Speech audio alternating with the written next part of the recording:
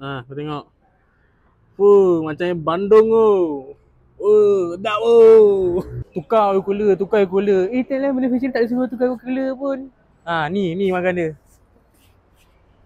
Kisah kereta ni sebenarnya dulu oil cooler dia dah pernah pecah. And owner pun dah tukar dah oil cooler and ganti minyak gearbox baru. Masalahnya sebelum dia ganti tu, dia flushing ke tak minyak gearbox lama tu? Flushing pun bukannya sebarang flushing. Dia kau kena pakai mesin dia. Orang kata apa? Mesin sedut darah tu. Sekali oil cooler tu dah pecah, confirm air tu memang dah masuk dalam gearbox dah. Memang jalan terbaik ialah overhaul. Sebab tu lah, di mana antara korang tu yang kereta korang tu pakai oil cooler, aku memang nasihatkan korang tu hati-hati. Jangka hayat oil cooler ni tak pun jauh mana pun, 100,000 km je. So kalau kita orang memang recommend untuk tukar awal dalam 80,000 ke 70,000 tu memang dah tukar. Sebab kita tak tahu bila masa je oil cooler tu boleh pecah.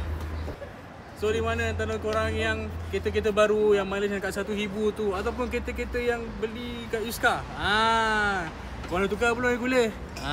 Kau kena ingat, sediakan payung sebelum hujan. Sebab kata bagi kami, tukar oil cooler sebelum pecah.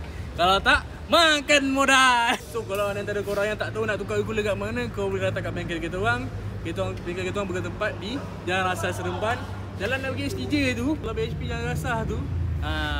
Kalau kau minat, kau boleh tekan link kat bio. And jangan lupa like, comment and share video kali ni. Okay?